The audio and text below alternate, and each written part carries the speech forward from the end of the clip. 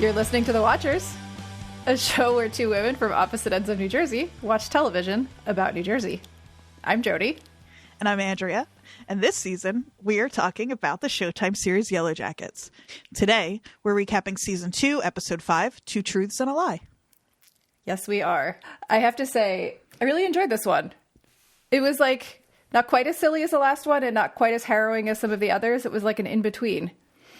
Yeah. It felt, this felt like some of the complaints that people have had about the show in either direction, you know?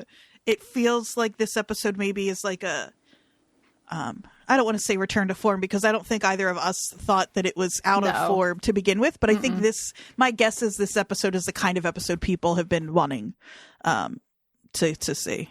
Yeah, it moved the plot along. It had some like, is it supernatural moments? I think that a lot of people feel like this is confirming the supernatural aspect of it. I disagree. I would argue with that. I also I think at the end, maybe we'll do a little podcast shout out. This morning, just before we started recording, I finished listening to Melanie Linsky on Las Culturistas. And she was delightful. And she talked a bit about Yellowjackets, but it was more of a general interview. But she's so great. She's so great. I love her very much. Should we talk about the show? Yeah, I think we should probably talk about the show. We really kind of got to the edge of something this episode. Yeah. And then it just was like, see you in 2 weeks. See you in 2 weeks. Just straight Lost behavior. The show, if they don't want to be compared to Lost, they need to not do toxic shit like this. I know. Because I'm struggling now. I know. So should we talk about what we're going to do instead now? Right at the top, just so people know? Yeah, let's do that. So next week... we're going to have a week off, obviously, from the show, and we'll all be... right. Scrambling for things to watch. Yeah, exactly. So what Andrea and I are going to do is because of where we are in the story, are going to watch Rosemary's Baby and talk about it and talk about any connections we see to the show and just sort of like, it's a classic of cinema, Mia Farrow, you know. So I think that'll be a fun little way to pass the time. I've never seen Rosemary's Baby. Neither have I. Either? Neither have cool. I. It'll be something new for both of us. That's fun. Listeners, you can stream it on Paramount Plus and Amazon Roku Prime. TV, Amazon Prime. It's everywhere. Yeah. I think it's very much a horror movie. So if you're somebody like me, I think I was going to say like you or like last week's guest, Josh Gondelman, who aren't crazy about horror, maybe it's one you watch in the daytime with the lights on. Yeah. But see, I am okay with tension and horror in that kind of realm. It's the gore that I have a big problem with. I was going to say, I don't think Rosemary's Baby I don't think it does. It's not movie. like The Exorcist or something. Yeah. So I think I'll be okay. I will watch it during the daytime. There you go. Yeah. And, you know, one of the first things we saw of Van's shop was when Ty walks in and the Rosemary's Baby poster is right over her shoulder next to the door. And I clocked that right away. And so I think that would be a good thing to tide us over. Yeah, especially leading into what I'm assuming in 2 weeks is going to be... the birth. Yeah, whatever that ends up being. Yeah. I think we should maybe at the end kind of throw out some theories as to what's about to happen, because I think that there's some interesting possibilities in there. Yeah, I think you have one in particular that I'm excited to... You have a... I wouldn't say it's a theory. Yeah, I was going to say. It's a connection. Yeah, that I'm really excited to talk about. Yes, exactly. So let's talk about the show so that we can get into talking about New Jersey. Exactly.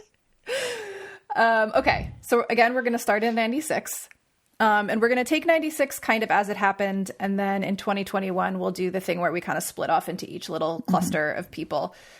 Just because that's kind of how the show is currently structured. So... I guess I'll kick it off. So we open on the cabin in the mountains. And it seems like it's a little bit of time has passed, right?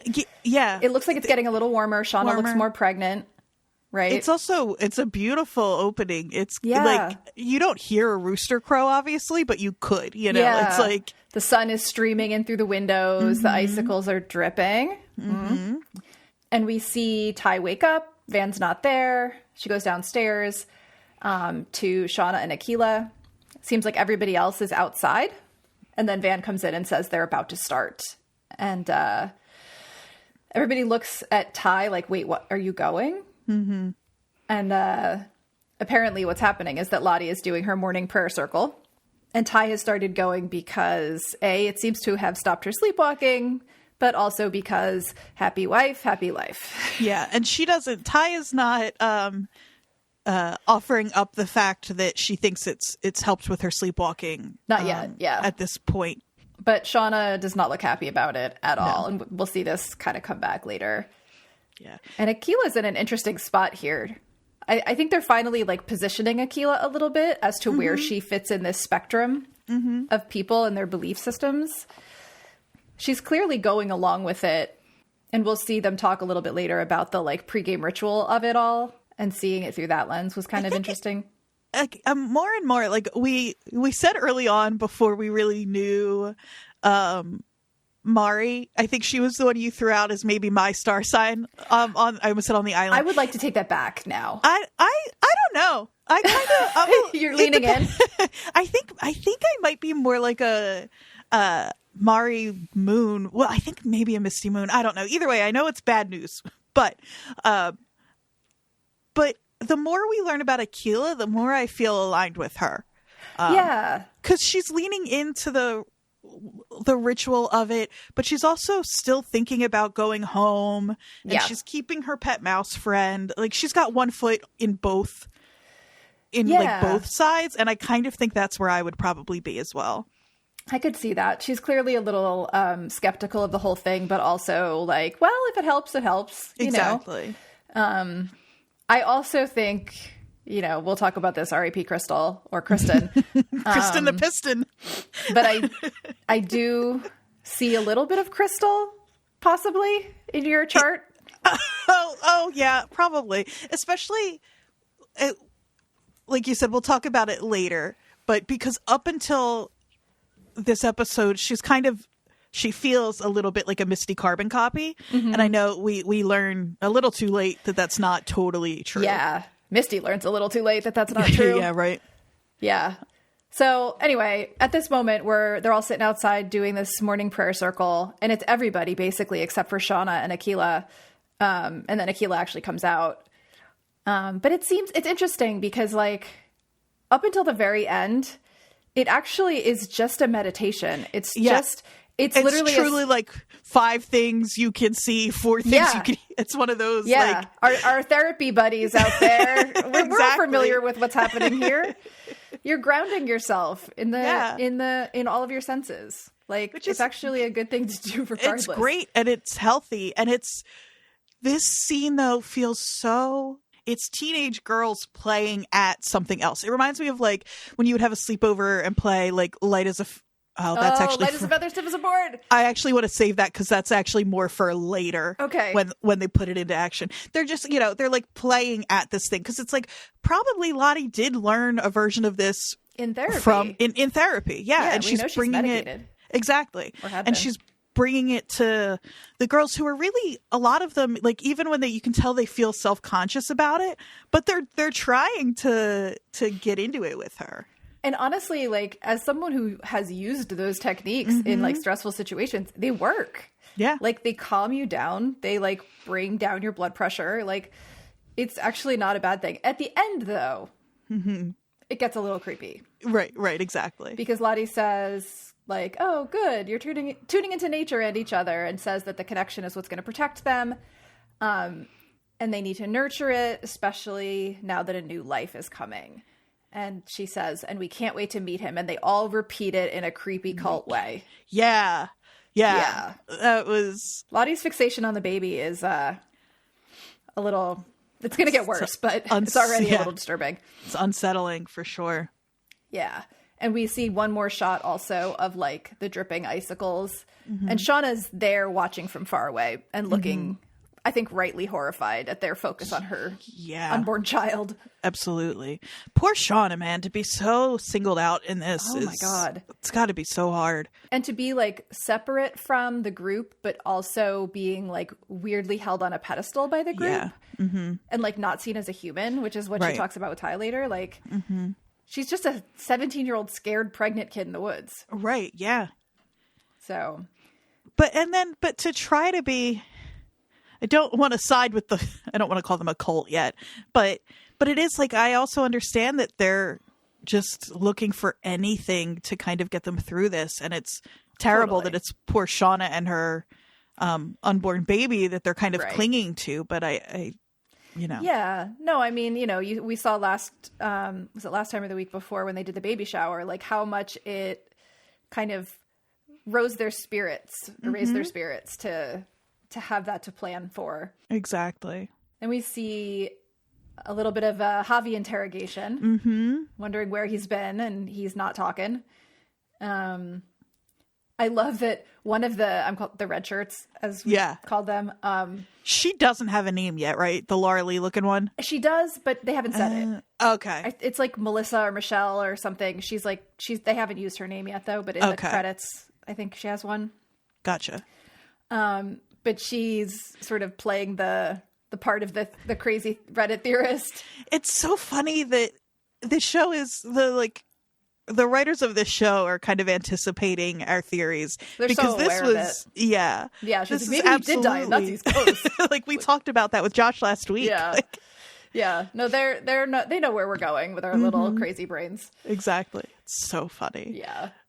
But he's not talking. Nope.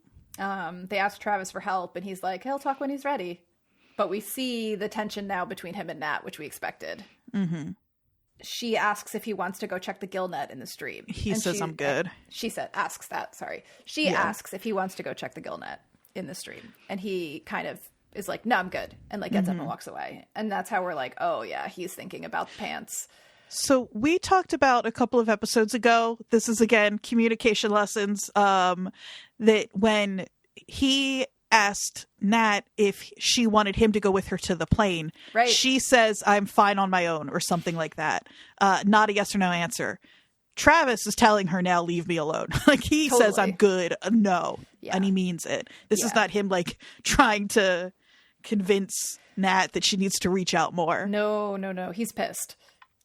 He's pissed. And I get what she was thinking at the time, but he is so correct to be so bad. Yeah. I mean, they even say it in the show, though. It's like, Nat says that, I think. She's like, well, but I thought he was dead. He should be dead. Right. Yeah. This is not normal that he's alive after all this time. Right. And then we see a little Aquila moment with the mouse, who she's named Nugget. Oh, God. I know. It's the size of a nugget. I'm so worried for her and her little mouse. I know. But then we see Mari come up with the cards and offer her a card. And this is where I was like, she's rigging this. Because of the way that she's holding the cards. She's sort of deciding who's going to get what card while she's doing this. So funny. I didn't think about that. You can see it more with Misty and Crystal, but here even I was like, Aquila looks worried. And it looks like Mari's being very careful as how she's holding the cards and where she's placing things. Huh. Interesting. Mari's manipulating the whole card game thing. Fucking Mari. Okay, that's not me. I am. This is why I said I'm taking it back. She's being very manipulative and mean about this whole process. I wouldn't want to carry the shit bucket, but I'm not a cheater. I'm very rules oriented when it comes to games. And this is a kind of game. Yeah. Everybody is so afraid when they're pulling those cards. And I know that the cards haven't become what we think they're going to be yet. Right. And I think everybody's worried about having to carry the shit bucket, but they seem so afraid. Yeah. The show is doing a good job of this evolution of how we're going to get where we're headed, and kind of seeding that through things like this without being too I don't know without being too something. But this scene in particular was very much pay attention. These are the cards. I also think that because of sort of we're watching Mari's evolution from being an annoying side character to she's got a little bit of power because of Lottie. Right. And it's going to her head. Yeah, you can tell because I think she's the first one who speaks in the circle after Lottie, right? Yes. When they're outside. Yes. And she seems really pleased with herself then, too. Yep. Yeah, she's attached herself to the quote-unquote leader now. And I think that she is feeling a little more invulnerable to the rest of the group. That I think you're right. And I think that that's something that like Akilah is picking up on in that moment of like, all right, I don't want to piss this person off because this hierarchy, as we've talked about, is kind of starting to set up with like Lottie at the top. And then Mari's like, well, I'm next then. Right, like, right. You know, I think you're absolutely right. Her poor mouse is not going to be around forever. But then this is where your Eric Nice note came in. That's it. Misty and Crystal talking about their ideal slumber party. These little weirdos. Crystal. I know. I just love what weirdos these two are. I wasn't quite weird enough to be them. I think they would have been the girls in school where I would have been like, oh, thank God I'm not, you know what I mean? Yeah. Like, because I wasn't like, I don't know why suddenly we're getting into Andrea's high school, but I wasn't like bullied or anything. I was just really weird. But I think that there were these kids, and thank God for them, that kind of kept me protected. Do you know what I mean? But when they're obviously off and weird. There's like, they haven't learned how to blend.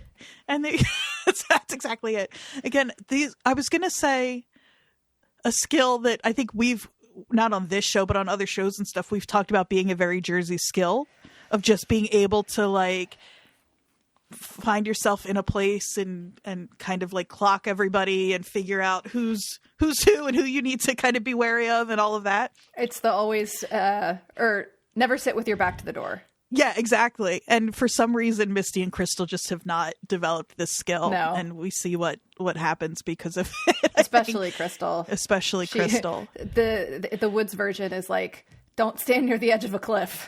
Yeah, seriously. But Misty's 3 are Plato, Eric Nice, so he could teach her how to dance. He's the host of MTV's. He's one of the hosts of MTV's The Grind. Incredible 90s nod there. The cult of MTV at the time was like inescapable. And then she pinky swears with Crystal for her not to like judge her or whatever, and says Jack Kevorkian. It's so brave. She's a little on the nose. She's fully the good nurse. She's putting people down. We're going to find. I mean, like, I thought when we did the Mrs. Di Giovanni. That's what I was conveniently died. Say, when they needed a body to burn. We kind of haven't talked about that very much, and the show hasn't made much of it. And we did talk last week a little bit about, like I even said, I don't think Jessica Roberts died because we don't think of Misty as a killer in the same way we think of Shauna as a killer. But I think we should. Well, and I think that we did in season 1. I thought it was just kind of like, as I was watching, and it just kind of left me, I was like, oh, something we know about Misty is that she has killed her patients. And maybe that was me a little overreaching at the time. And then I somehow let that, like, I don't think that came from the podcast because we didn't talk about every single episode, obviously. Right. But I think that's something. Well, and so far, like, Jessica Roberts is the only person that we saw Misty try to kill intentionally. Like, Crystal falls, you know, and, you know, Misty has threatened to kill her. But I did see an interview with Sammy Hanratty where she said that in her mind, she probably wouldn't have actually killed Crystal.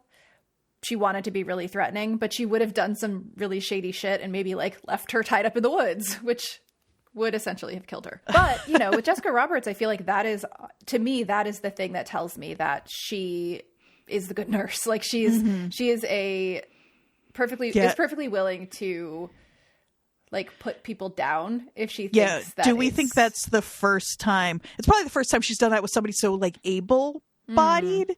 But I imagine that that's something. She's got that weird dungeon in her basement. Yeah. Though I could see her having that set up just in case. I could see Misty living a life where she's like, if ever and then finally she's like, oh, amazing. I'm all set.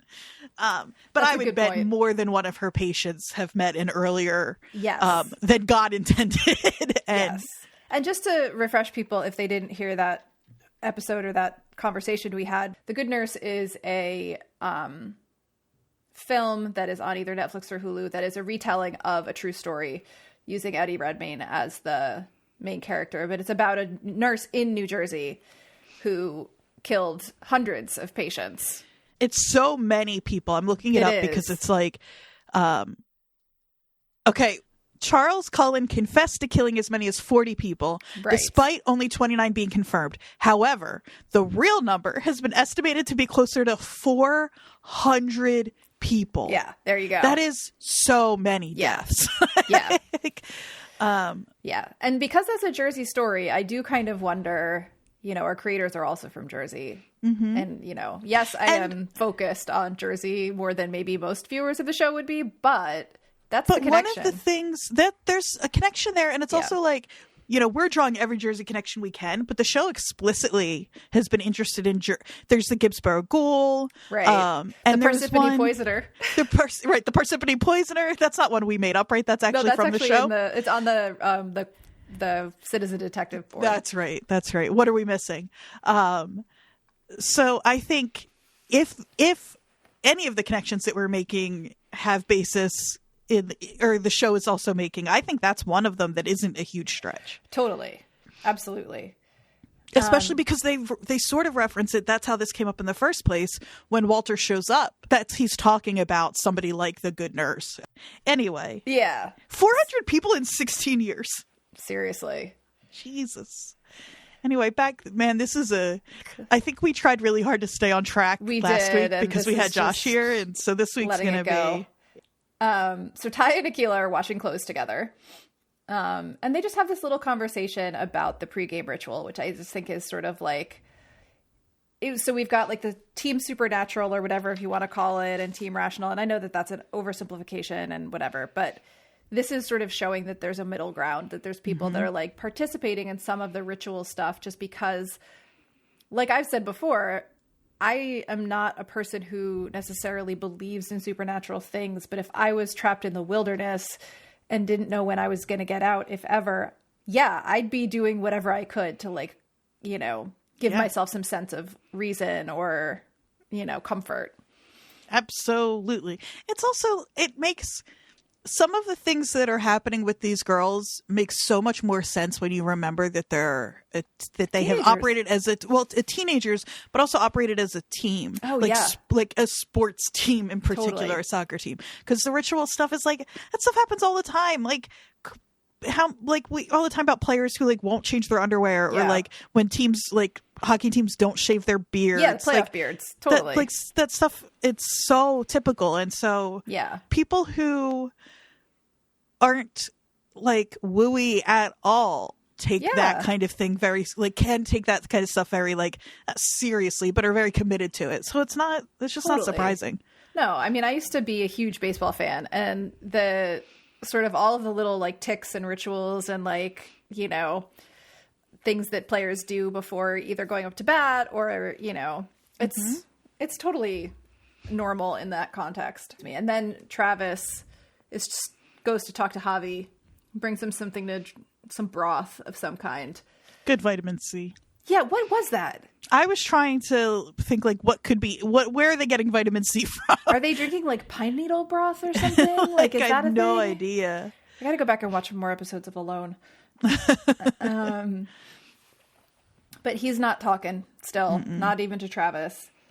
But this is where we get the confrontation you were talking about with Nat and Travis, where he says that like, you're the reason we stopped looking, and maybe he would have been back sooner if you hadn't told me he was dead. Kevin, who plays Travis on the show, he's great in this scene. He's always, all these actors are great, but he does, I don't know. Nat is also great in this scene. Everybody's great, but he just feels very natural here. I don't know. I was like, oh yeah, that's how you'd say that in real life. I'm like a film critic, so like I really pay attention to like performance and stuff. And what I would say about his performance is that's how you would say that in real life, and it's good. Yeah. No, I like him in this. I think that Travis is sort of developing as a character a little bit more subtlety about him. Yes. Yeah. Like in the first season, it was all about like him being this sort of angry teenage boy who's lost his dad and was like worried about like his manhood and his relationships and stuff. And now he's gone through this terrible like trauma with Javi being gone. Right. And I think that he's focused maybe on larger things than he was last season. That makes sense. Yeah. But then we get to a big moment. Yeah. Crystal and Misty having like rapid fire secret sharing in the woods. Never a good idea with Misty. No. And it starts light. You know, Crystal says one of her secrets is she doesn't take the poop all the way to the cliff every time. Sometimes she just dumps it in the woods. But they're having like this lovely bonding moment, and Crystal's saying like, "Oh, what a gift we've been given to find somebody you can tell your secrets to." And of course, Misty takes that just a little bit too far, and tells her about the flight recorder. I know that what Misty did is unforgivable, and Crystal's reaction is correct. Yeah. But my heart breaks for Misty a little bit in that moment that she like has this big secret. And if we forget what the content of that secret is, but it's this thing that she never thought she'd be able to share with anybody. Yeah. And the second she does, especially someone who has felt so ostracized, and she even talks about it in this moment, like why she did this. Yeah. And immediately Crystal's face just drops. You just, oh God. You know, and it's like you see suddenly we've had these two characters that feel like so similar. And then we see the break. We see that like they have a lot of these like surface level, and not even surface level, but like being the ostracized ones and being the weirdos and all of that. Right. They have that in common, but Misty's a psycho. Yeah. Like, Misty's not just a little weirdo who's been bullied a little too much. No. Like Misty's got deep issues. Like, yeah. And so we see Crystal's face drop, and then Misty tries to play it off like, "Oh no, I was kidding. Like, oh, I got you." For a second, I knew that we've kind of known that Crystal's not long for this show. I know. But I thought maybe I was like a little relieved in this moment, because when Misty tries to play it off, I was like, I wonder if Crystal's going to pretend to believe her. Yeah. And now the tension is Crystal going to tell everybody? Is Misty going to decide she needs to do something about it before she gets a chance later? For about 3 seconds, I thought maybe that was going to happen, and I felt so relieved for Crystal. But no, it's exactly what we all thought was going to happen. Yeah. Happens. I will say, I think this is one of the things I actually like about this show is they don't necessarily forestall events just to build tension. They like just pay them off, you know? Like they could have dragged this like plot line out for a while, but I don't think that it's just thinking the same thing too. Like it's a step to something else, you know? It's like Crystal had a purpose to show us this side of Misty, and then also to show what is going to happen after she does this, loses her friend. And because, you know, she's not, anyway, let's get to the point where she actually loses her friend and then talk about the reaction to it. But yeah, so she tells her about the flight recorder. Crystal doesn't take it well. And then she starts begging Crystal not to tell anyone. And Crystal's like, what are you going to do? Poison me? Because of the... Which I would like to remind everybody, Mari put the mushrooms in the soup. Yes, that's true. But Misty poisoned Ben. That's also true. So she does like to poison. Yeah, it's kind of her whole thing. Yeah, she's kind of into it. But then Misty gets real serious and is like, I'll fucking kill you. And Crystal falls off the cliff. Yeah, you know, it's important for the show. Misty doesn't push her, obviously. You all watch, so you know that. But Crystal takes just barely a step back. They were on the edge as it, you know, to begin with. It didn't take much. Poor Crystal. Kristen. Thanks for the entertainment while we had you. She really did grow on me. At first I was like, this is a super, like, annoying character. But she was really fun in the end. Yeah, I liked her. But, well, you know. Yep, she's gone.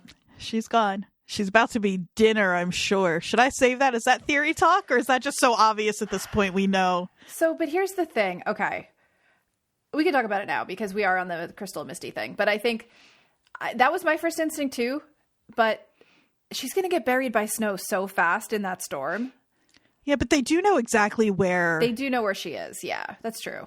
That's not true. like that's an area of the woods that they frequent. Yeah, it's that's one true. there's like she was right at the edge where Misty had to climb down to get her. Yeah. I think we there's been that scene in the previews of all of them carrying a body. I know, but so there has been some sleuthing about that. And It's going to be the fucking Converse sneakers again. It I is. can't talk about the shoes anymore, Jody. I can't talk about the is. shoes. So Crystal was not wearing sneakers. Or if she was, they were not Converse. She was wearing something else. Here's something, though. This show is not super concerned with continuity because, as we'll talk about as soon as we move into 2021, Ty and Van's meeting in this episode, the events play out very differently than they do last week.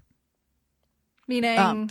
There is a different customer in the store. The conversation that Van is having with that customer, it's two people last week, and because she said something like, I forget exactly, but she's like, yeah, you'll have to tell me how you like it if you can even get that machine working, is what she says last week. I didn't even notice that. Yeah, this week she just says like, tell me how you like it, and it's that one customer who has just returned party girl. Interesting. So, and I don't think we're supposed to assume those scenes are different because there are like alternate timelines happening or anything like that. I think it's just like, and they weren't even across seasons. Like it's not like that was season one. I did not even notice that.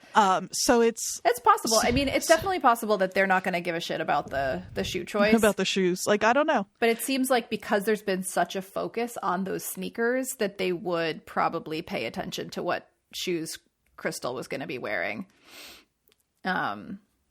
Maybe we should just finish up the Misty Crystal here, even though the last bit of it happens a little bit later, because it's such a quick scene. Yeah. But it's where Misty crawls down the cliff, which that's a far way to crawl down that cliff. That's a very tall precipice that they were standing on. But anyway, she climbs down and tries to do CPR to staying alive. So funny because obviously she learned that that's how they taught her in the Red Cross babysitting. Yeah, exactly. Yeah.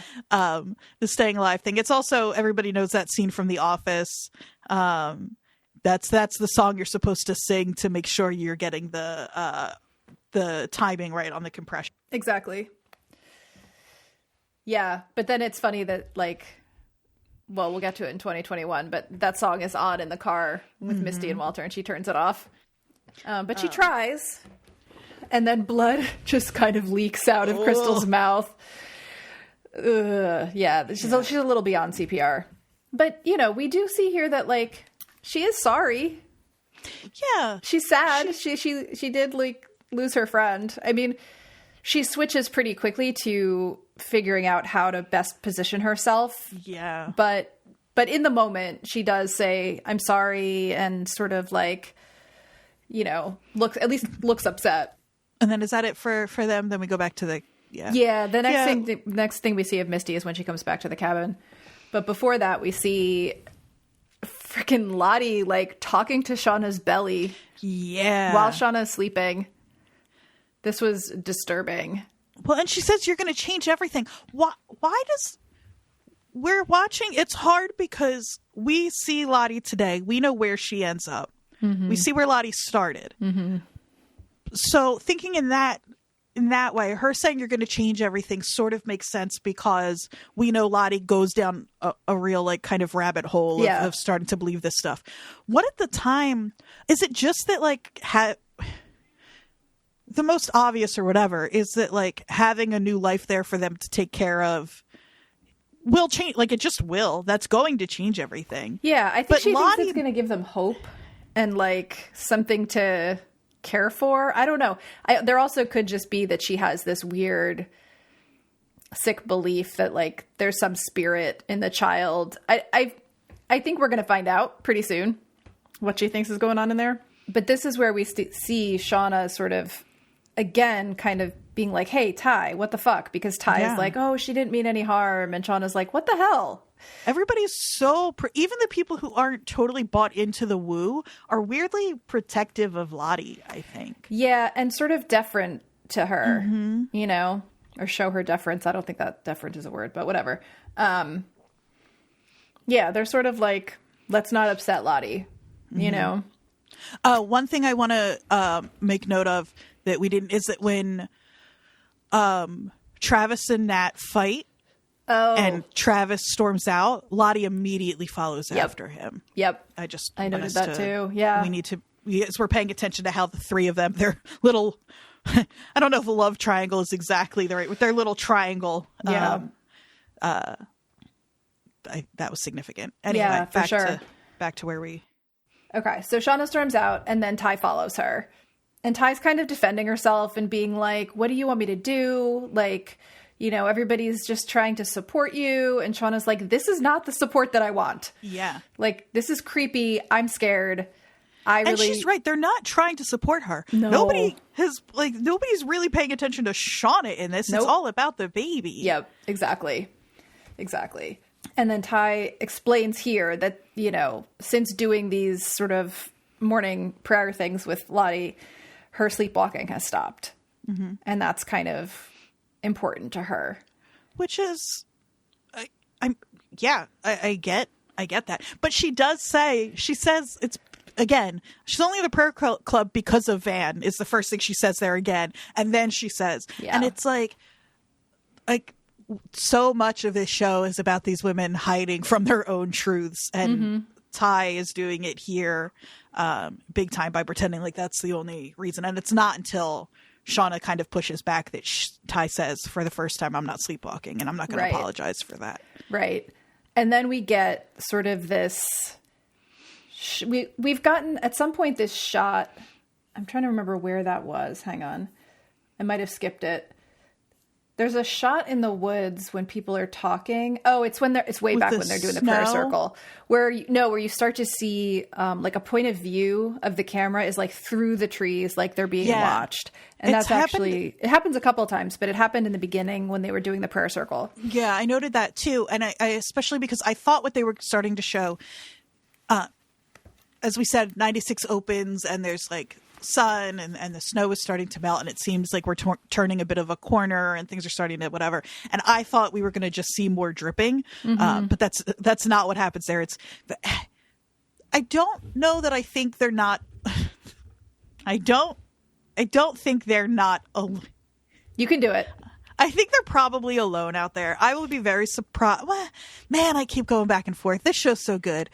I don't know that those scenes are necessarily supposed to indicate that we think there is an actual force or something watching them. But when they show these scenes, I absolutely understand the contingent of fans watching who are certain that there are other either people or entities or whatever out in the woods. These scenes are so like they might as well have the like binocular like the overlay of the shape of the binoculars. Yeah, exactly. Yeah, and so here we see again the supernatural force or weather, one of those two things, start to happen.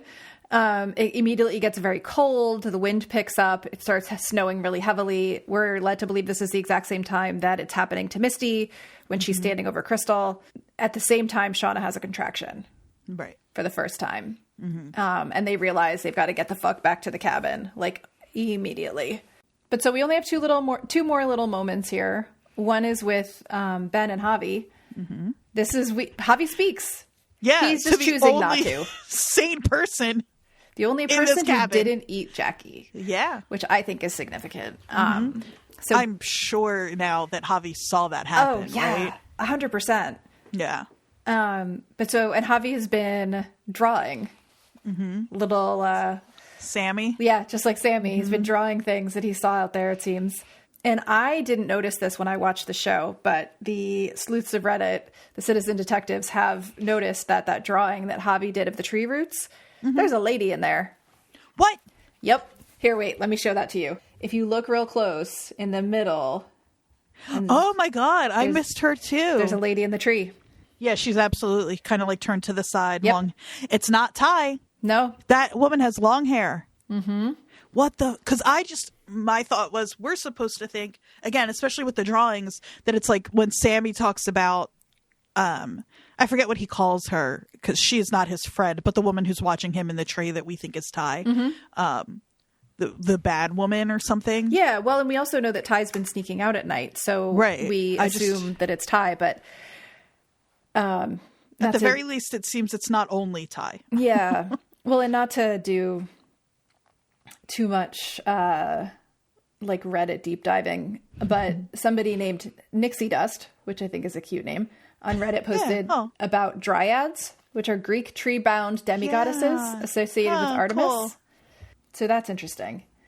And we definitely have plenty of both subtle and really overt Greek, like allusions to Greek mythology. Exactly. They have when they have the feast and all. So that's not a reach. I don't know that I think we're gonna find out that the woods are full of dryads, but I do think that symbolism is there's also another like I said, really cool. Not to do a Reddit deep dive, but there were some good kind of connections made with this tree and the lady in the tree. Someone named _A-Q. Well, that's me. I know. It's not just not my handle. Posted, this reminds me of that movie called The Guardian. There's a scene where the main witch or whatever is doing some kind of ceremony by a large branchy tree. And then the next person underneath that, Kim Smoltz, said, looked up the movie and hot damn, this is getting interesting. A young couple with a newborn baby don't realize that the nanny they hired is a magical nymph who sacrifices infants to an evil tree. So all or none of this could have to do with what we're seeing, but I thought it was interesting. Yeah. But fun. This show's fun. Definitely fun. So finally, we see Ty and Shauna trying to get back to the cabin, and Misty comes back to the cabin from the woods also in the middle of the storm and says, I lost Crystal in the snow. We got split up. Which you could say, oh, that's going to come back to haunt her, but probably not. I mean, you could fall off that cliff. Yeah, absolutely. But this is when the rest of them realize how bad it's gotten outside and that Shauna and Ty are still out there. Mm-hmm. And so they run out to the porch and start screaming for them. About the same time, Lottie and Van start doing this, like... They engage their group superpowers. Yes, the meditation, I hear the wind, I hear my breath, I feel my friends trying to find me or whatever. And Ty's doing the same thing in the woods. And we're led to believe that maybe that's why they make it back home. And again, it's sure, it's possible that they've opened up some psychic link and Ty is feeling that energy and following it. It's also possible that when you are panicked in the snow, that's helpful. A good thing to do would be to practice your grounding techniques that you've been practicing every morning for who knows how long now. Exactly. Like it's going to help. Also, like, vibes are real. I think vibes are real. Vibes are real. I think that there just could be like a vibe that led them in the right direction. Vibration, you know? Yeah, man. So like, it's the age of Aquarius, dude. Thank you. Whatever leads Ty and Shauna back, they do make it back. And they come inside, and our very last scene, and this was where I cackled. Akila asks if Shauna's in labor, and as she's asking, Mother by Danzig comes on. This might be my favorite needle drop. Oh, it's up there. It's one of the top 3 for me. Well, and we've been talking about what genres we've been provided on this show, and this is not. We have not gotten much or any really heavy metal or punk or anything like that. And so they really dropped a big one on us with Danzig. Yeah. A Jersey artist. Really important that we 100%. And I think I said this to you already. I think this might be the first Jersey artist we've seen featured on the show, by the way. I feel like I want to go back and check and see if that's true, but it's the first one I recognized immediately as a Jersey artist. We've talked about Danzig before. Yeah, and the lyrics of that song, if you're not a Jersey person or a Danzig person, it says, so the lyrics are, Mother, tell your children not to walk my way. Tell your children not to hear my words, what they mean, what they say. Can you keep them in the dark for life? Can you hide them from the waiting world? And then it gets real creepy. Father, gonna take your daughter out tonight, gonna show her my world. It's a very dark song. Yeah. There's another. If you want to find hell with me, I can show you what it's like. Yeah. Tell your children not to hold my hand. Tell your children not to understand. It's a very dark song. And it was so perfect in that moment. So funny. Because anyone that knows that song knows those first few guitar chords. Yeah. Oh, yeah. And I was like, oh, shit. Here it is. Here we go. So perfect. Freaking funny. I loved it. We were talking off mic. Well, we were on mic, but we were talking off the record, I guess.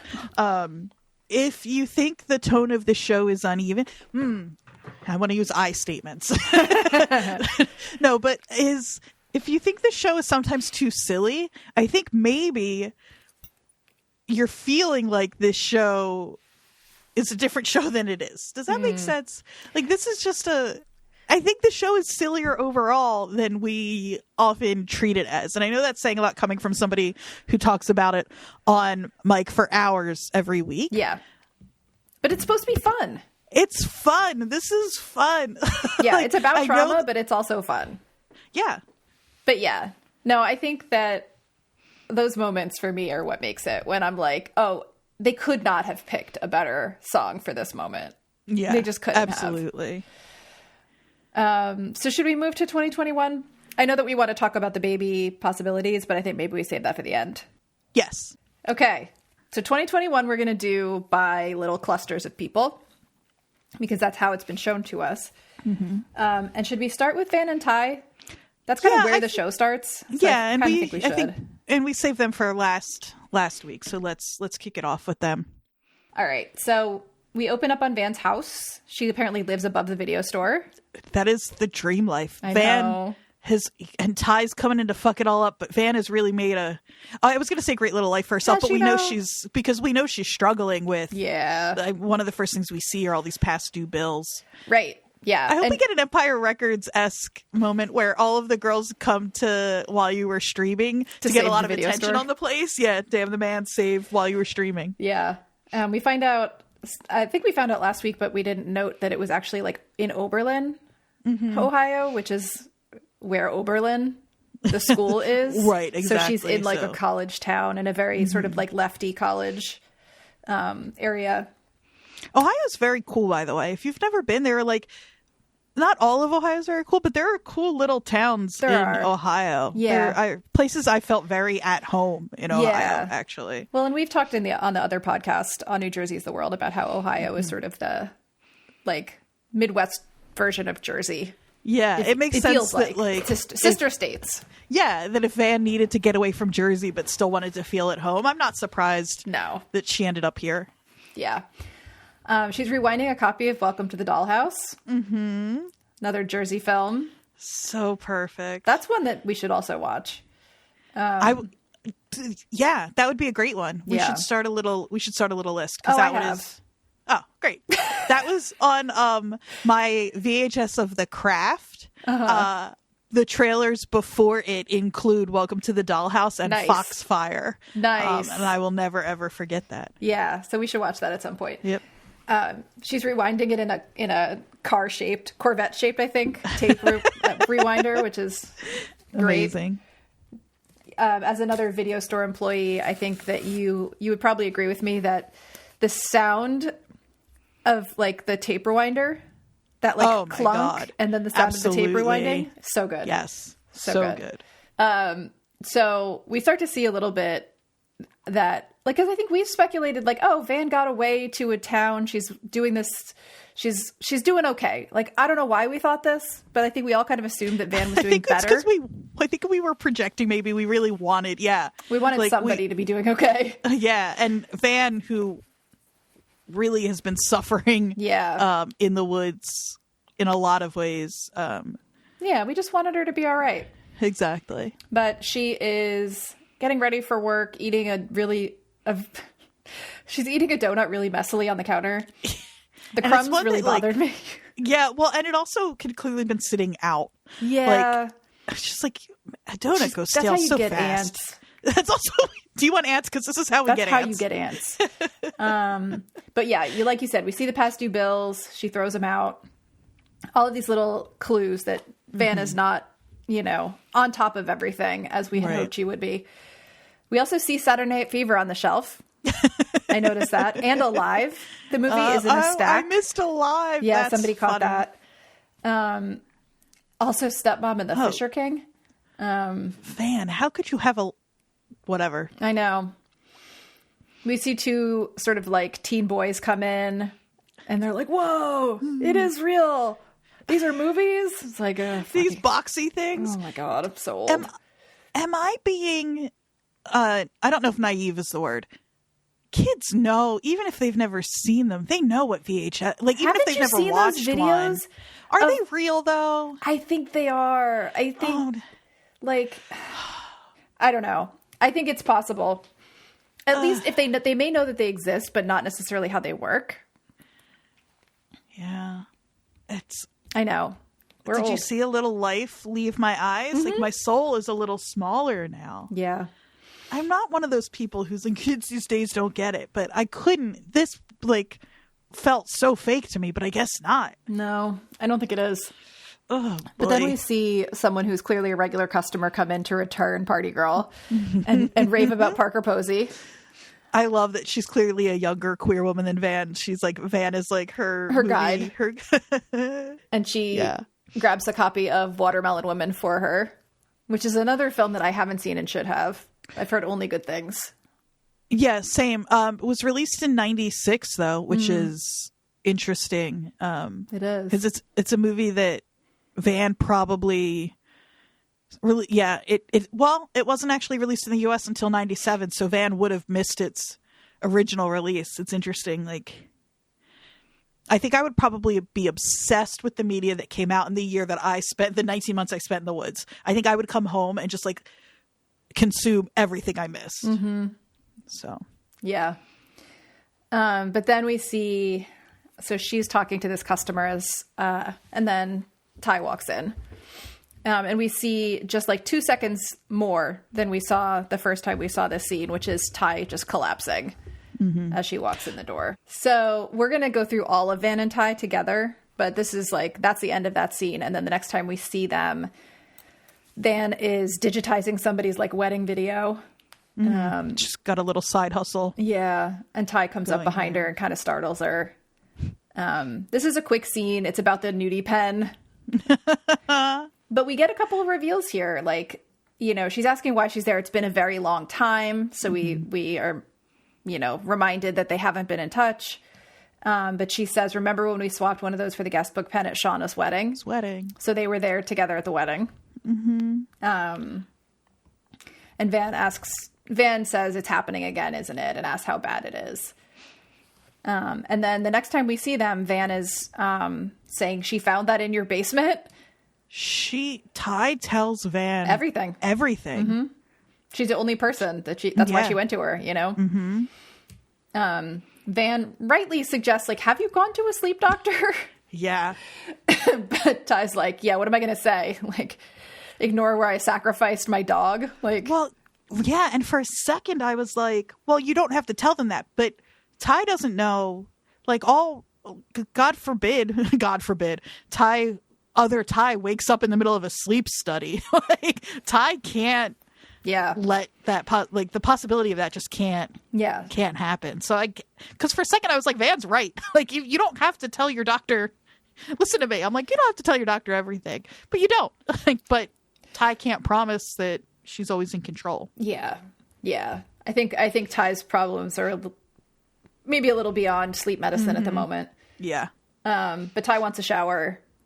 And so she goes, takes a shower. And then when she gets out, she's snooping in Van's medicine cabinet. And this is where she finds the bottle of Oxy. And confronts her about it right away. Yeah. Again, another thing I always say shows where, like, so often it's just Lost is a great example. So many issues on that show could have been solved with people just talking having a to conversation. Each other. Yeah. And this show, for the most part, at least with the girls, like, often does. Yeah, they just go right to it. We see it a few times in this episode, and this is a great example of that. Yeah. But then we see Van says, oh, no, you know, V is for Vicky. My mom got cancer and lived with me before she died, which is, we later find out, a lie. Or at least not necessarily a lie, but she's taking the Oxy. I don't think Van is lying. I think that's probably true. We know that Van and her mom had a vexed relationship. We did get one scene of the two of them early on. I think that probably did happen.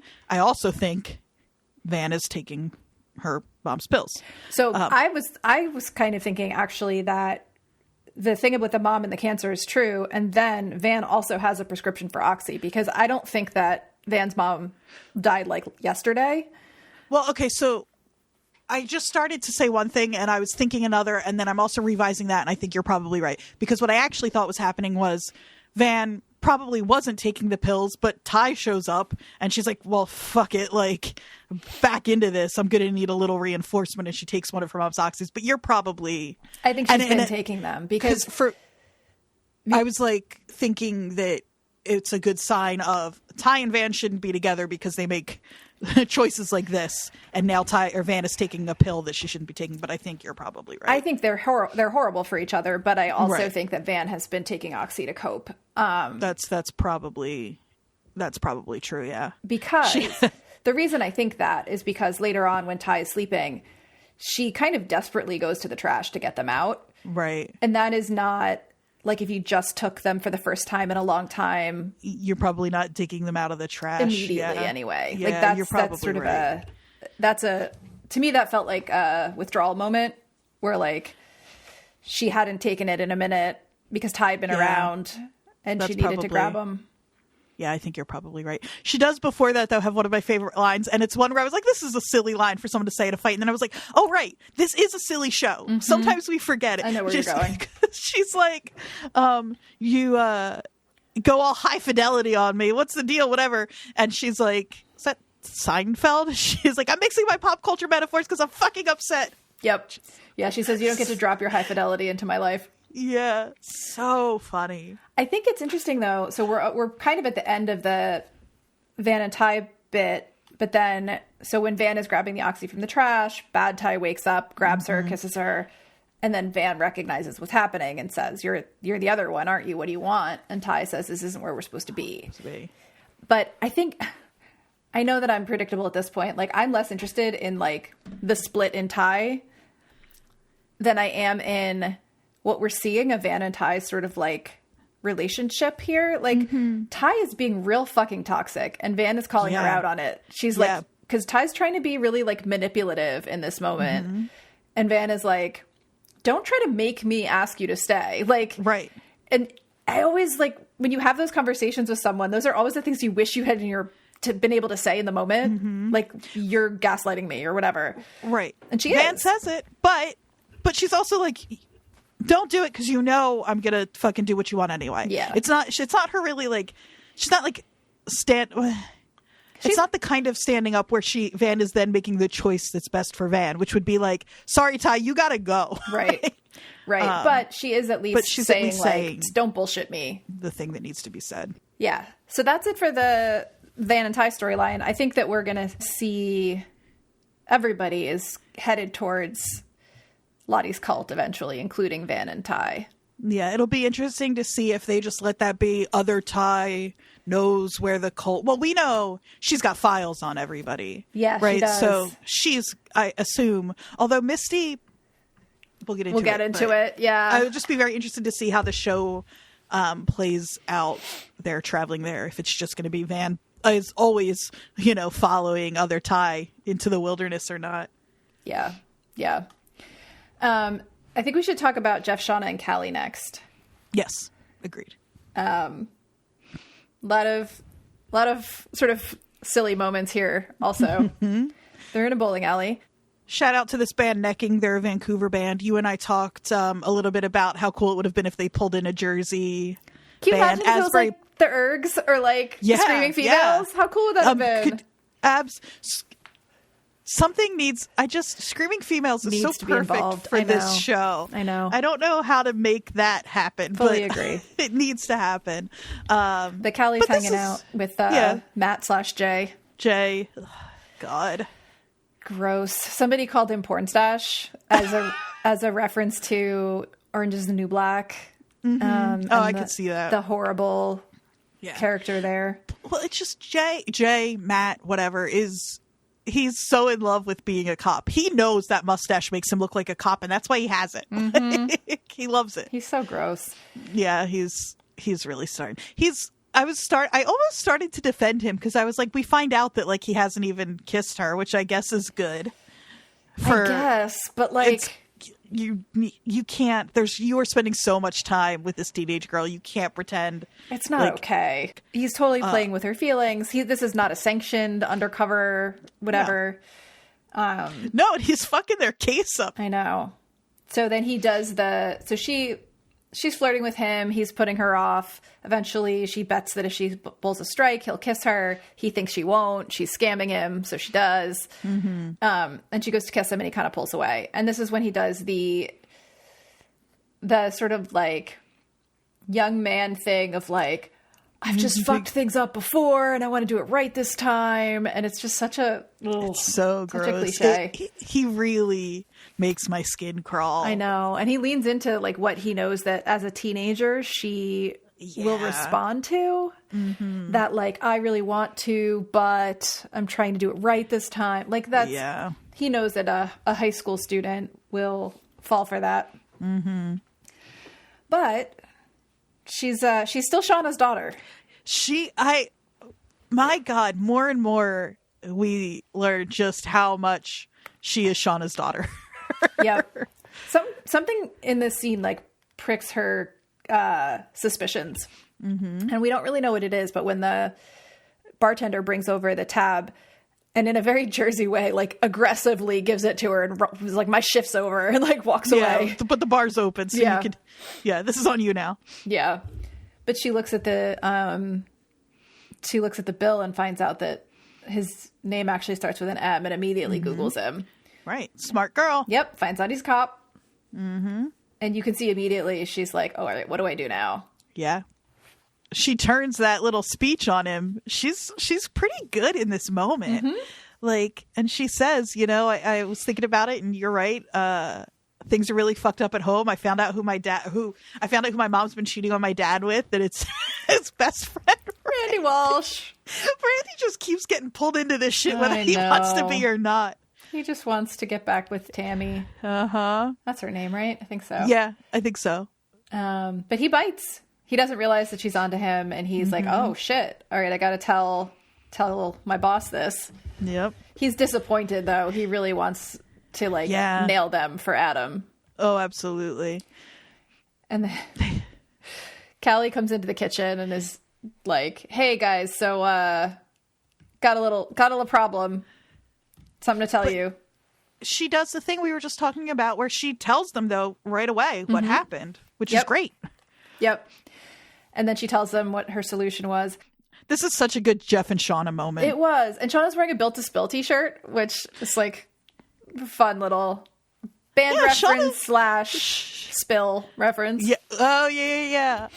But I was like, Shauna was cool before the woods ruined her. I know. So she's still holding on to her band t-shirts, and I think that's cool. I like it. I like this scene a lot. And Callie says, promise you won't freak out. And Jeff says, sure, even though and Shauna's not, no. Of course I'm not going to promise that. She also very purposefully puts down the knife she's holding when she says that, which I thought was fun.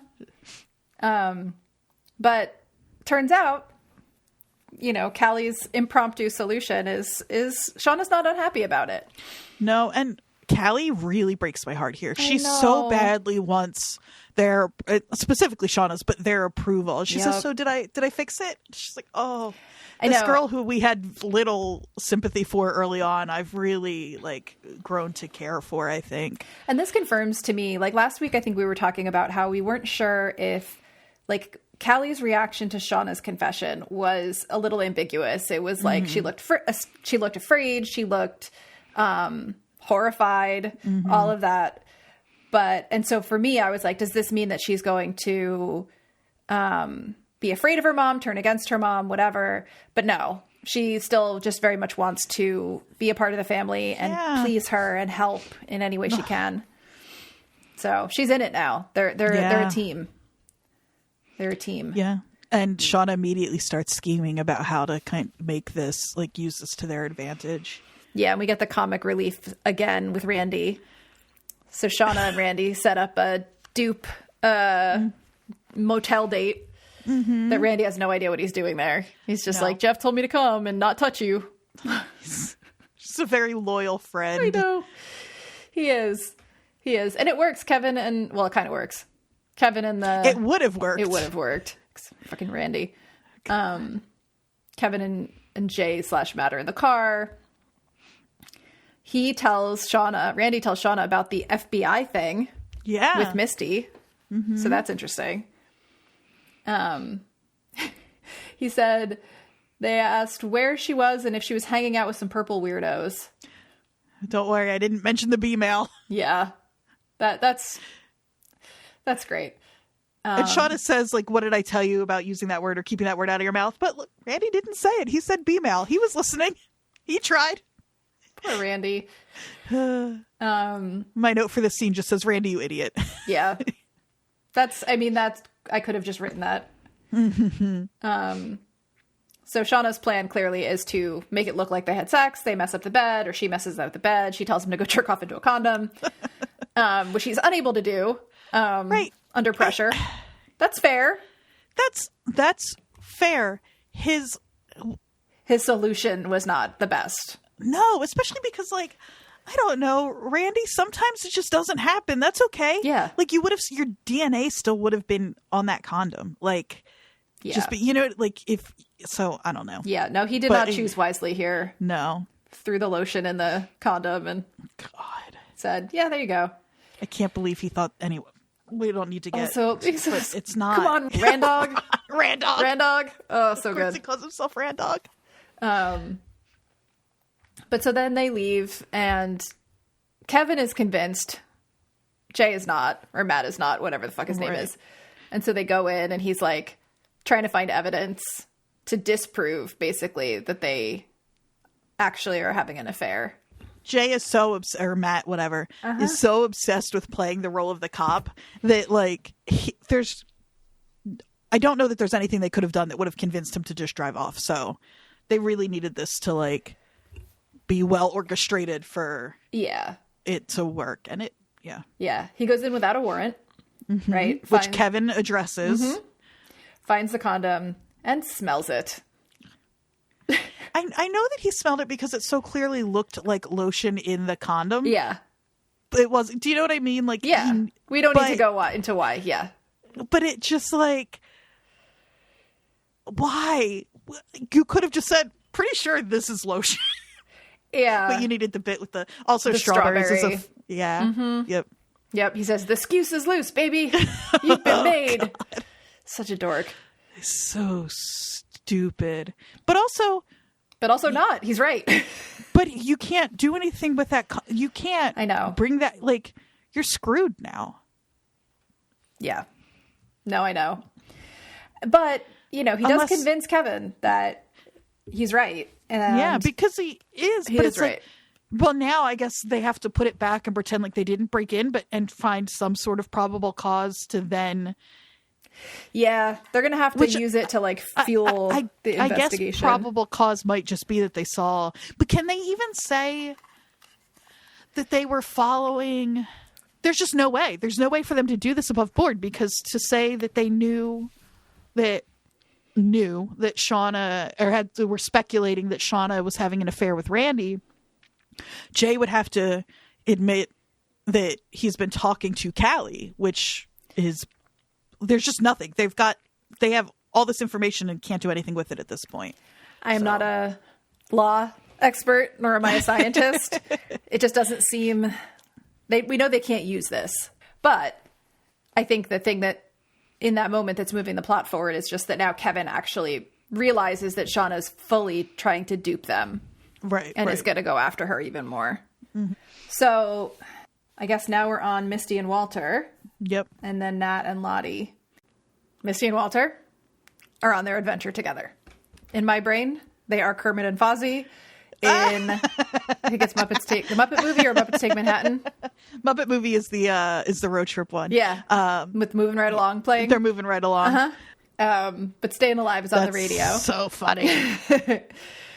Which is obviously, now we know, kind of a traumatic song for her. Yeah. What a fun little, because obviously we hear Staying Alive before we get the 96 scene, obviously.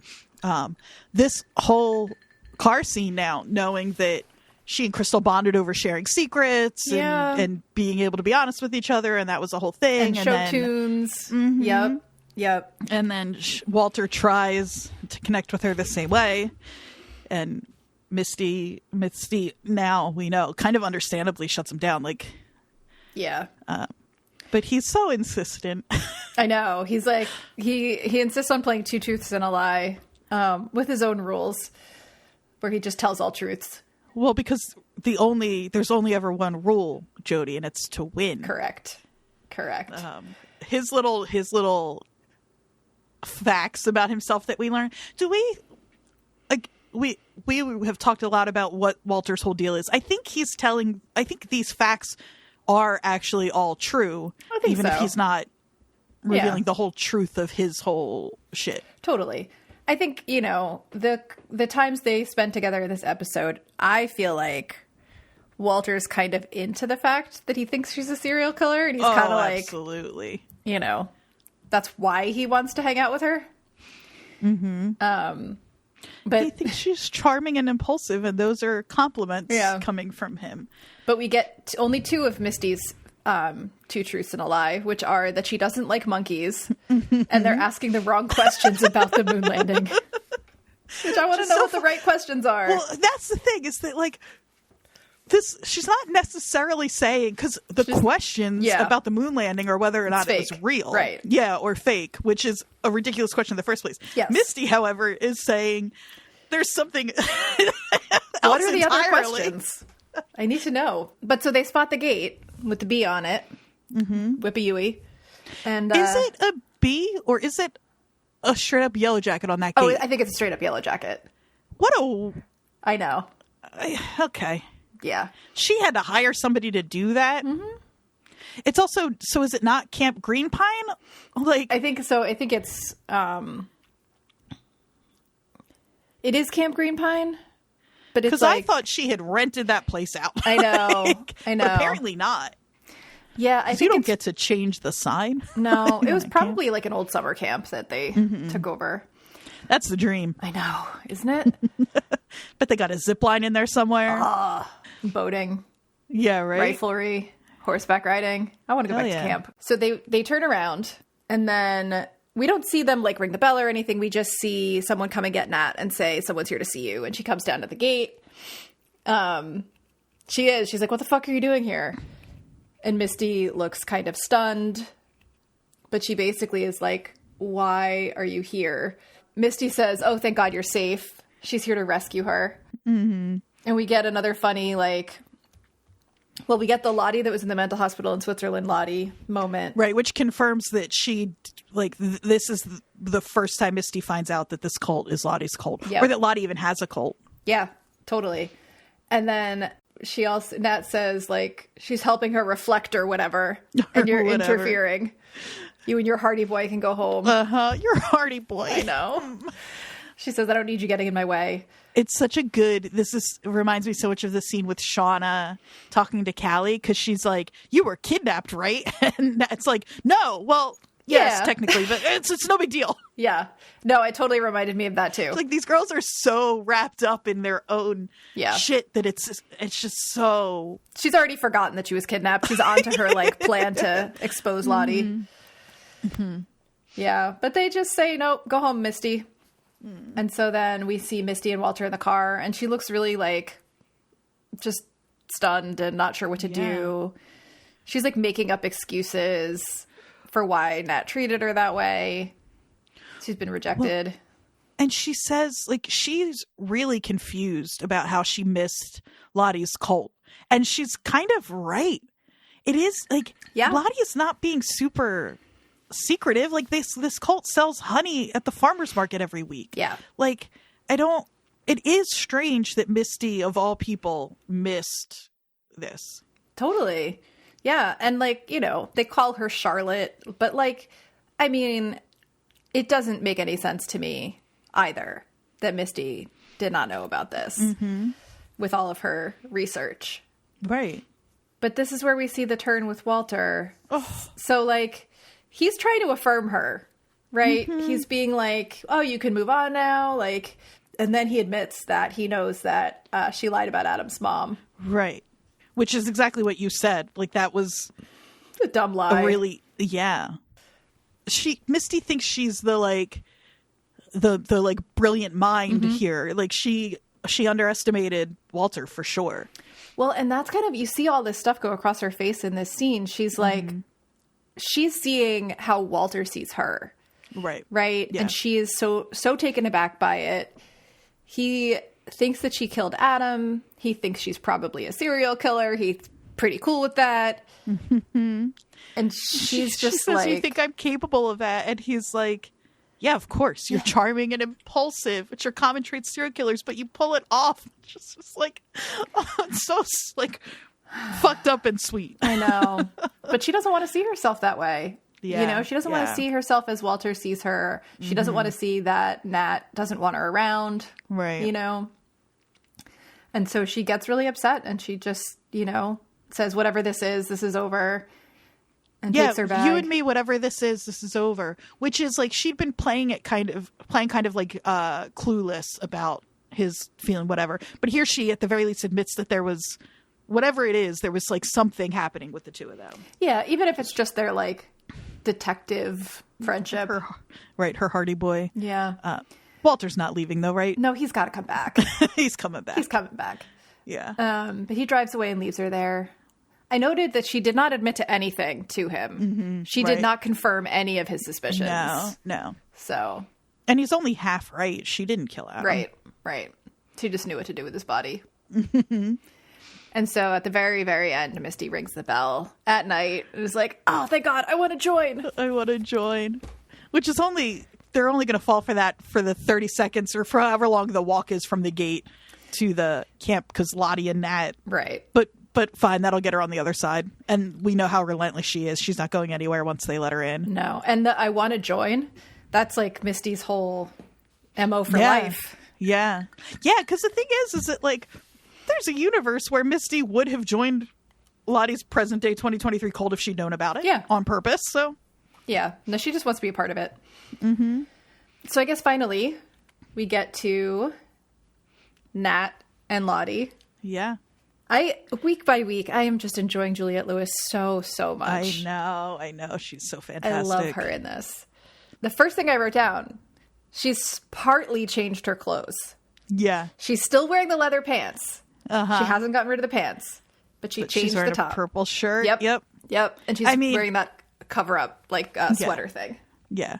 She's absolutely just trying to get Lottie off her scent a little bit. I think we're not up until the end of this episode, we're not supposed to think that this isn't communicating that she's bought into Lottie's bullshit at all. At all yet. Nope. And we get sort of this comedy of errors of her trying to sneak into Lottie's apartment or cabin. She keeps getting hijacked by people trying to get her to go to this workshop with her, or, you know, when Misty shows up. But we get a good scene with Lisa and Nat before that, where Lisa is a good little Lottie acolyte and is just spouting what Lottie has told her. They're staring at each other. She says, like, you know, you're supposed to be projecting your own negative thoughts on me. Giving voice to our darkest thoughts is how we gain access to our deepest truths. It's what we do. Yeah. And then Nat notices the bandage on Lottie's hand and is like, oh, what's that from? Right. And she knows. I mean, Nat knows. Of course Nat knows. Yeah. But she says, before we go into the black recesses of my soul, I need a minute. And, you know, I have been interested by, until the end of their little story, why Lottie hasn't been keeping closer tabs on Nat. Why she wasn't being more protective of what she's got locked away in that cabinet. And we find out pretty quickly. Yeah, that it doesn't really matter. Yeah. Yeah, because the next time we see Nat after seeing Misty with her is when she finally does get into Lottie's cabin, and it's nighttime. She unlocks the cabinet and finds a rifle. It's Chekhov's gun. There it is. It's an actual gun. And a bunch of phones, and then a bunch of financial files of all of the cult members. Right. Which Nat obviously has not been paying attention, like doesn't listen to podcasts about cults the way and as obsessively as I do, because of course Lottie has all of their information. Yeah. But Nat is scandalized. Yeah, and she tries to confront her about it in front of everyone, and Lottie's like, yeah. They're the ones who gave me this information. Yeah. But it does say something about, like, why Lottie had Travis's bank records. If that's a practice, if Travis was, like, actually at the cult to try to figure shit out. But yeah, she has lots of people's bank records, it seems like. It seems like a normal thing for her. So she confronts her about the files. And then they have this weird confrontation. Everybody leaves except the two of them. And Lottie said that, you know, what you're looking for is in your head. And they start talking about the note again and how they both want to know what it means. And Lottie's like, I think I know how we can figure it out. You really see, I mean, we've seen Lottie lose it, but this is the first time we've seen her lose it in front of anybody else in the present day. Like, we knew she was struggling. She's with the bees, hallucination and all of that. But she and Nat both, you know, Josh talked about this last week, the two of them being drawn closer and closer, inch by inch together. And this scene is so obviously where the two of them were headed. And it's like, for me, it was like kind of really hard to watch the two of them both kind of come apart over this together. I don't know. It's Yeah, Lottie's doing some sort of, is it hypnosis? I don't know. Some technique with a flashlight. Probably I think hypnosis. it's because she says it's a technique I learned while I was away. I think she says, which was when she was at the mental institution in Switzerland. Which, if they're doing hypnosis in a mental institution, I'm not so sure about their qualifications. Maybe that's why it was Switzerland. We're supposed to think they're doing all kinds of weird loosey-goosey stuff out there. I don't know. But so she brings Nat back to the last time she saw Travis alive and says, like, what do you see? And we see some flashes of the two of them together doing drugs. They're having the relationship that we knew was kind of their whole thing. Yeah. But then she says, I see the crash site, but it's different. And we get some flashes there. None of them made it. Yeah. And Lottie even says, none of us? Yeah. But then she also says we weren't alone out there. Right. And that's when we see, which we've seen before, this antler queen, basically. The shadow. Yeah. Walk in. I think that's the end of her, like, actual, what we see of her hallucination, right? Well, no, we see when she OD'd. Oh, right, of course. Yeah. So we see her. I guess her hallucination within the hallucination. Right, That's the last we see of, like, the plane crash and all. Because we're seeing what we assume are memories kind of interspersed with this hallucination of the plane crash where they actually all died. Right. But we see that she did OD in Travis's presence, and that may be what, that moment may be what drove him to seek out Lottie. Right. Because so they call the paramedics, they give her Narcan, and when she wakes up, she says to Travis, we brought it back with us. And then she says the same thing to Lottie. She says, there was some darkness out there with us or in us. It still is. I love how even in that moment, they're like, we're going to leave both options open. Exactly. Yep. But that's what they say. That's what Nat was right about, that they brought the darkness back with them. Which they could be wrong that that's what Travis meant. That's just what Nat thinks he was referring to. And it's her recalling a moment of a hallucination that we can't trust. I mean, there's so many levels of ways like that what's really going on there could be being obfuscated. You know, it's like memories of memories brought on by hypnosis by someone who isn't qualified. And I don't know. I know there or whatever. We don't need to get into the like whether hypnosis is or isn't effective, but like there's just a lot going on there. Yeah. I don't know what we're supposed to think or believe. But then we see that shadow. Yeah. In the Nat kind of like falls forward into Lottie's lap, and we see it's young Nat at that point. Yeah, she turns back into her childhood, her teen self. Yeah, exactly. And then Lottie sees the shadow of the antlers and looks fully fucking terrified. Yeah.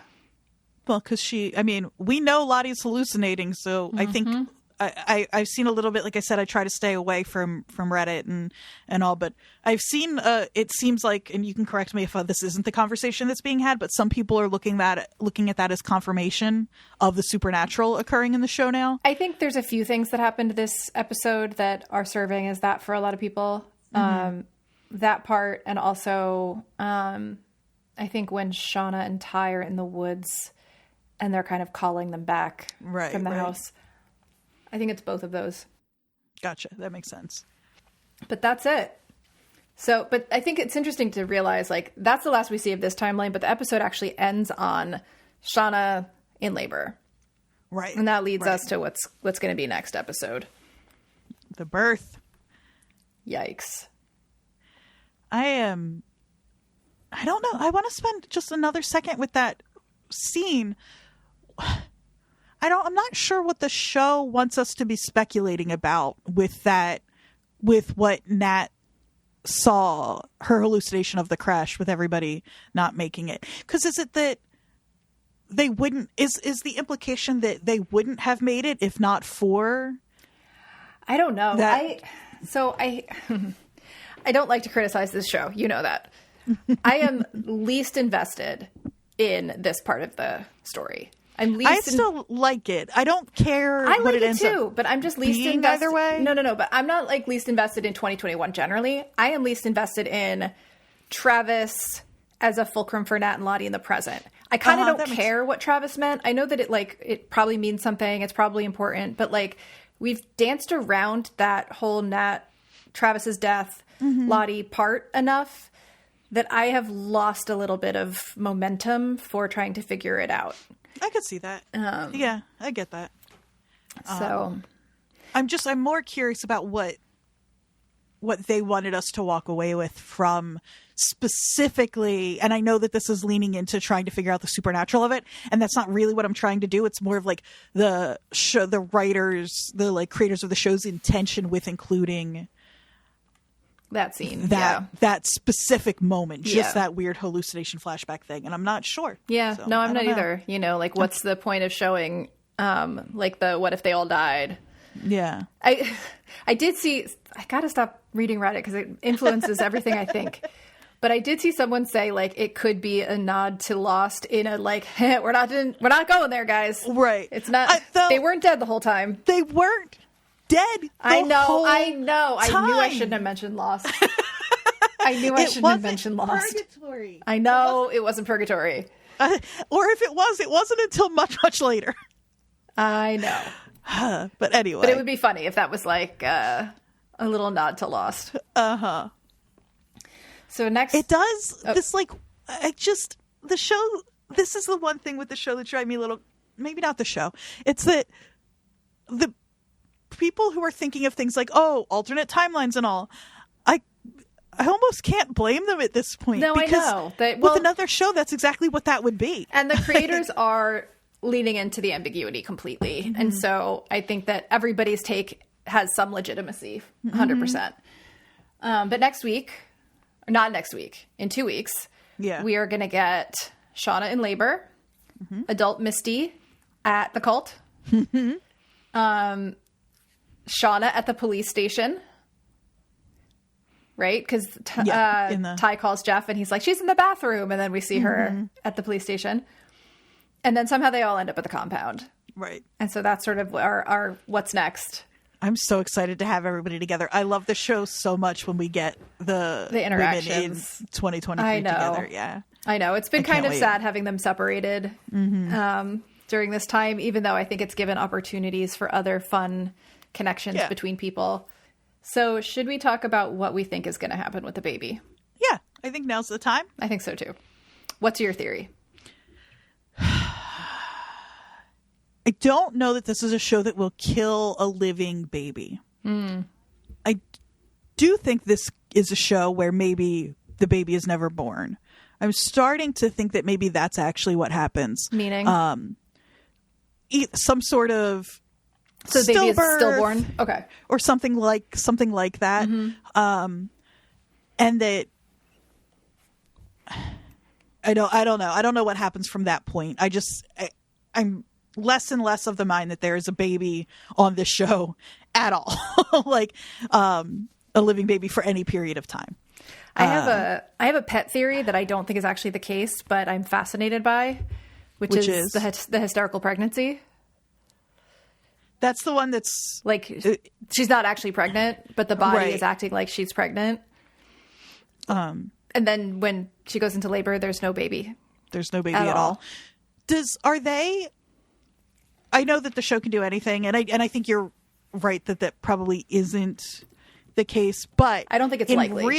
In real life, do hysterical pregnancies come to term that way? I believe they can, yes. False pregnancy is characterized by the typical pregnancy symptoms, including weight gain, growing belly, morning sickness, irritability, and backache. All the signs of being pregnant without carrying an actual baby. Because those are also signs of, like, PMS. You know what I mean? So I just wonder, like, I know it's not the same thing. I'm not saying that. But I'm like, does it get past... Like, can you have a 9-month pregnant-looking belly with hysterical pregnancy? Somebody said you could, and I don't know who it was or if they had any actual knowledge. Right. So this is why I say it's a pet theory that I don't think is actually the case, but would be super interesting. Yeah, because how would the unreliable narrator factor, and like how would they explain it? Whoa. In extreme cases, the belly grows. Okay, this is bellybelly.com, so I don't, as someone who used to teach methods for evaluating sources, I'm not saying this passes the test over here, but just for fun, we're just a podcast. In extreme cases, the belly grows larger, as it would if the pregnancy were progressing and there was a baby. Some women even experience the popping out of the belly button as the belly grows, which doesn't happen until way late in pregnancy. You have to have a very pregnant belly for that to be the case. Yeah, and I'm on WebMD, which, as we know, is knows everything. And here it says these symptoms can last for a few weeks, for 9 months, or even several years. A very small percentage of patients with false pregnancy will arrive at a doctor's office or hospital with what feels like labor pains. Okay.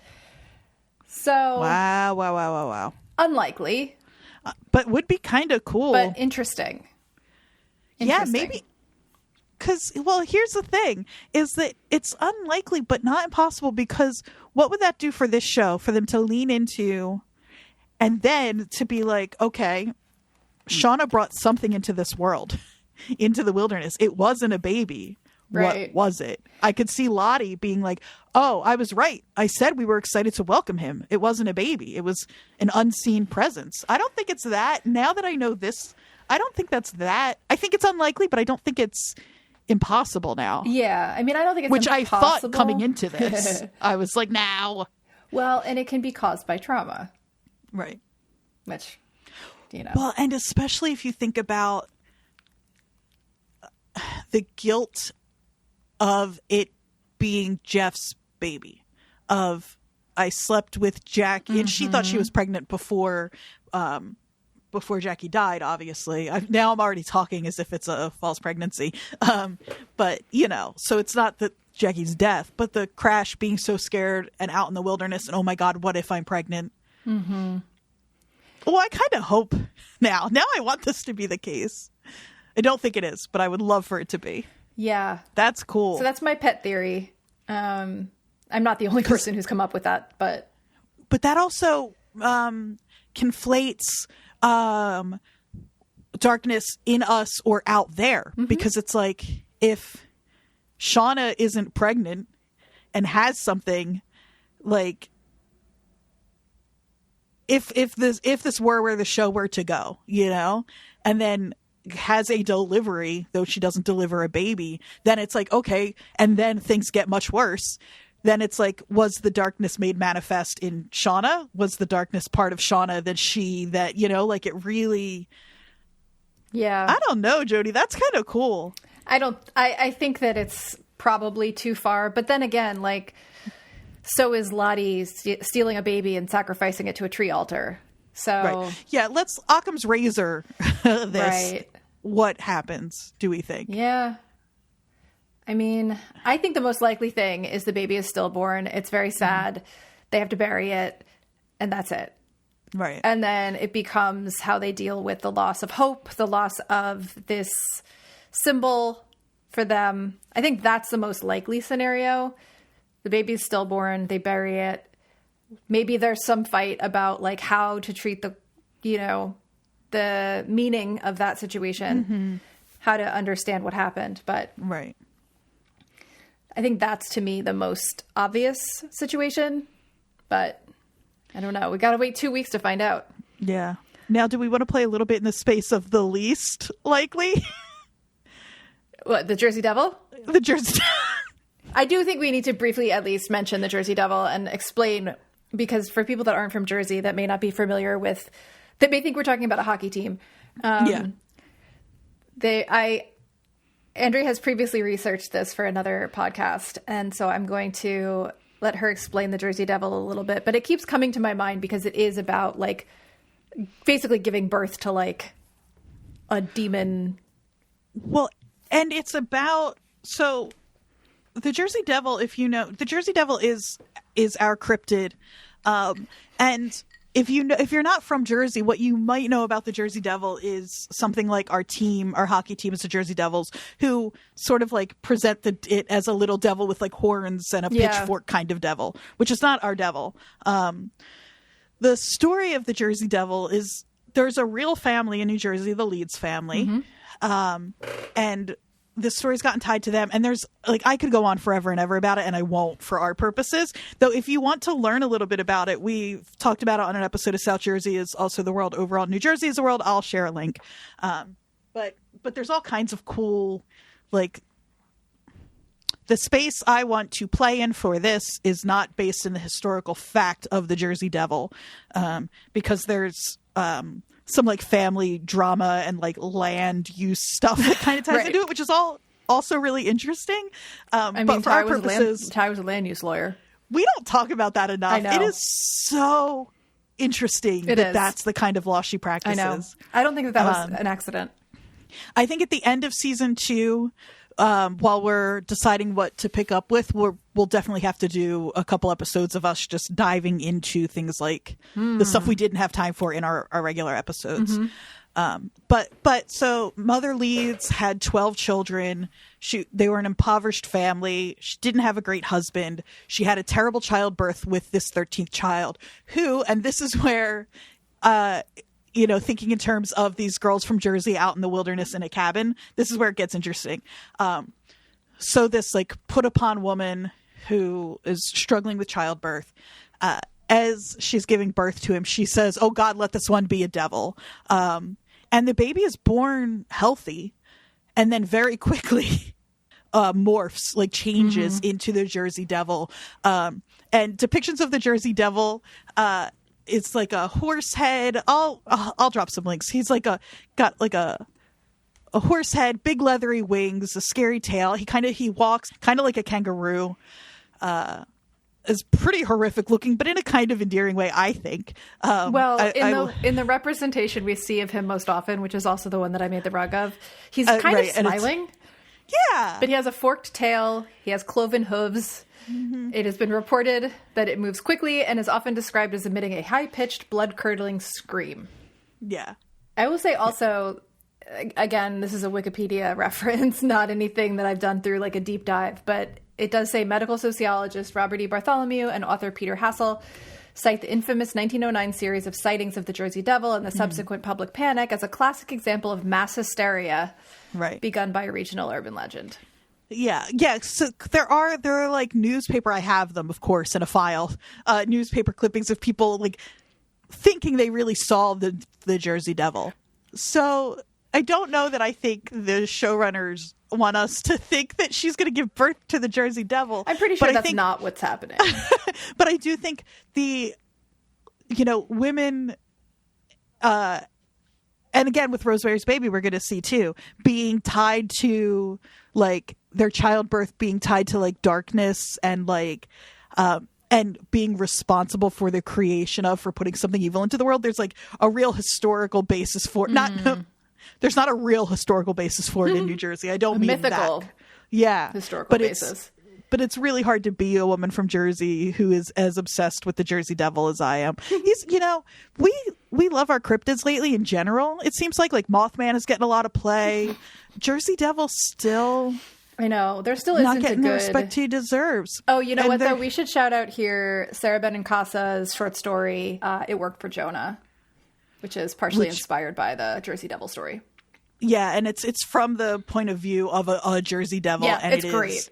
It's so, and it's about therapy and family trauma. It's so good. And it's such a beautiful story and funny and like dark and weird. And really, if you like Yellowjackets, you should just read. I'll link to it. It's really so fantastic. Yeah. The reason I wanted to bring it up was also just because Ashley and Bart are from Central Jersey or near the shore. There's no way in hell they don't know about the Jersey Devil. Yeah, it's not possible. No. Everybody that grows up there knows about it, at least to some extent. So even if it's not directly related to the story, it's somewhere swimming in the soup of their reference brain. Yeah, you know, of a haunted child being born out in the wilderness to a mother who is not excited about its coming and that has taken on a kind of mythological and the Pine Barrens as a part of New Jersey that is notoriously quote unquote mysterious, even though there's a lot of sort of eugenic and racist shit that went into the description of it in that way. But the Pine Barrens as a very, very dense, forested, unknowable, easy to get lost in forever kind of area of New Jersey. And the thing about the Pine Barrens too, that like you said, the idea of the people who lived whatever, made a life in the Pine Barrens as being sort of ostracized and othered and all of that is very real and is a problem. The other thing about the Pine Barrens though is it's a unique ecosystem in all the world. There are other Pine Barren areas up the East Coast, but for the Pine Barrens in New Jersey as they are, there's literally nowhere else like it. It is totally unique. There are experiences you just can't have anywhere else, just on a scientific level. So that parallel of these girls being in it's not that it's interesting they had to leave New Jersey to have this experience when they kind of didn't need to leave New Jersey. Pine Barrens. Yeah, exactly. And gotten lost there. Is that everything? I think so. I think we got to wrap it up, yeah, Jody. I think we got to wrap it up. It's been a long one. Thanks for sticking with us, folks. Yeah. And so next week, like we said, we're going to be watching Rosemary's Baby and talking about it on the podcast as a sort of primer for what's about to happen. I also just want to shout out Melanie Linsky on Les Culturistas. Great interview with her. If you want to love her even more than you already do, listen to that. Impossible. I know. Very, very difficult to like her even more than we already do. But yeah, follow us at WatchersPodNJ on Instagram and Twitter. Yes, please. Tell your friends. Please tell your friends. Thank you so much, folks who've been listening. If you listened last week because you were a fan of Josh and you're back because you're a fan of Josh Gondelman and you're back this week, thank you so much for sticking around. Leave a rating. Oh, Leave a review. Subscribe, rate, review, shout us out, tell your friends. Yeah. It means so much. It is so helpful. Yeah. We're just over here nerding out about a fun TV show. Send more people to come hang out with us. Yeah, we'd love that. Shoot us an email if you've got theories. Hit us up on Twitter, Instagram if you got theories. We want to hear from you. Do we have an email address? Yeah. watcherspodnj@gmail.com. Nice. That makes sense. That's it. Yeah. Cool. We will see you all next week. Yes. Not in the woods. Somewhere Not in the else. woods. Is it New England? Is that where this movie's set? In my head, it's oh. Hold on. Is it very definitely New York and I have no idea? No, I think it's... I need to know. Yep, Manhattan. Oh. Maybe watch this movie be very different from what I think. I'm excited. We'll find out. I'm excited. The film deals with themes related to paranoia, women's liberation, Christianity, and the occult. There we go. Come on now. Come hang out with us and talk about it. Hell yeah. All right. We'll see you next week.